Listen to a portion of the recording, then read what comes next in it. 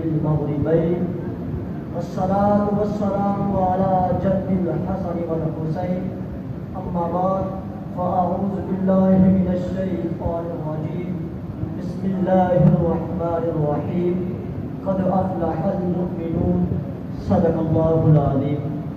صدر علی وقار، سامعین والا اعتبار اور شمع شبیری کے نندے پروانوں، السلام علیکم ورحمۃ اللہ وبرکاتہ.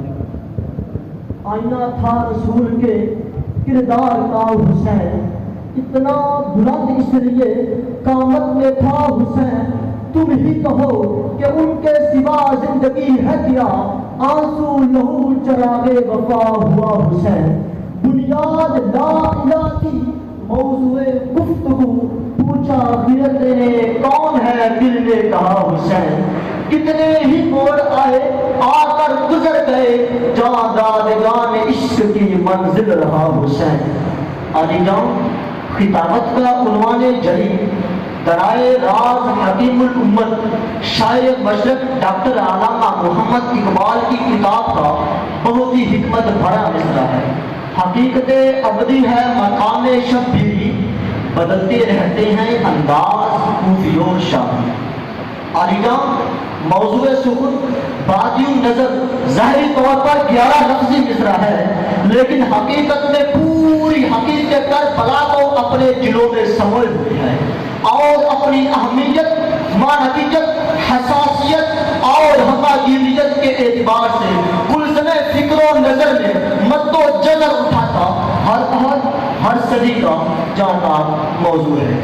علی جان، آئیے میں اپنے موضوع کو آپ کی سماعتوں کی نظر کرتا ہوں.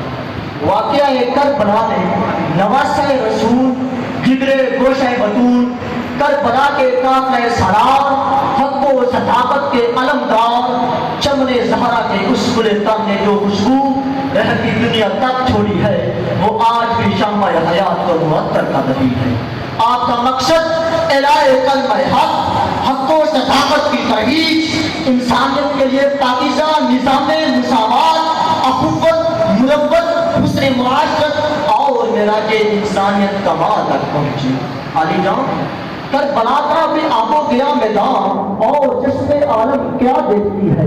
یہ اصول پر جان دینے والے، یہ مقصد پر زندگی نچھاور کرنے والے ایک ایک کر کے اپنی جان کا نذرانہ پیش کر کے صورت حیدری کا نقش اپنی آنکھوں پہ رقم کر رہے ہیں اور اپنے کردار حریت سے کاروان حقیقت ابدی کے لیے راہیں کشادہ فرما دی کہ ہم اعلیٰ اقدار کی خاطر جئیں اور اعلیٰ اقدار کی خاطر مریں. اور حقیقت ابدی سے یہ بھی پیغام واشدات ہے کہ فقط گردن کٹوانا ہی اعزاز نہیں، بلکہ دشوار ترین حالات میں حق و صداقت کا پرچم بلند رکھنا، مسلط و مقاومت کو شہادت کے خنجر سے ذبح کرنا پیغام ابدی ہے. علی جان، الحسین منی وانا من الحسین کو ایک شاعر شعر کی شکل میں بیان کرتا ہے. وہ فرماتے ہیں، من تو شدم تو من شدی، من تن شدم تو جا شدی، تا کس نہ گوید بات ازی، من دیگرم تو دیگری. علی جان، جب عزت و آبرو کے آپ گینے چول چول ہو رہے ہو، جب صدق و صفا کے پھول پائمال ہو رہے ہو، جب آدمیت دم توڑ رہی ہو، رخ اخلاق لہو لہو، چٹے اخلاق لہو لہو، چاہتا ملت تار تار ہو، اور جب لہرہاتی کشت حیات ہو، ایک سار کربلا میں منقلب کرنے کا نپاک ارادہ کر لے، اس وقت حقیقت اپنی نعرے بلند کرتی ببانگے دور شہادت رائے ملفت میں قدم رکھتی ہے. تلواروں کی چھنکاروں میں نماز عشق ادا کر کے، مہجر جانوں کے خون کے نذرانے پیش کر کے، جہاں بلند حسن اسلام کو حیات نو عطا کرتے ہیں. اس لیے کہ حسین حسن گل معانی، حسین موجہ گل فشانی، حسین سبت شاہ زمانی، حسین جاتا حق بیانی، حسین نعرہ جان دانی، حسین طرز حکمرانی، حسین قوت کا آسماں ہے، حسین جرأت کی داستان. علی جان، جب یزید کی عامرانہ شخصی حکومت نے اسلام کی حریت کے اثر و جشن کو گرد آلود کر دیا، تو اس وقت اس امت کا ایک بڑے جلیل اٹھا، بادل کی طرح برتا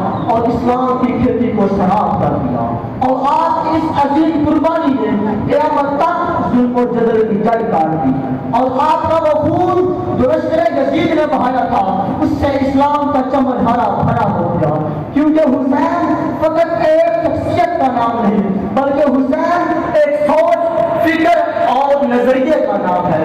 جب بھی حق اور حق پرستی کی بات ہوتی ہے اسے حسینیت سے تعبیر کیا جاتا ہے۔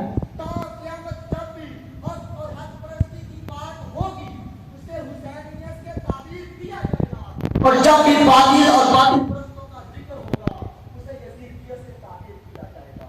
اندھیروں کے مقابل آفتاب آیا ہی کرتے ہیں، اندھیروں کے مقابل آفتاب آیا ہی کرتے ہیں، بشر کے تاب ہو تو کی طرح آیا ہی کرتے ہیں۔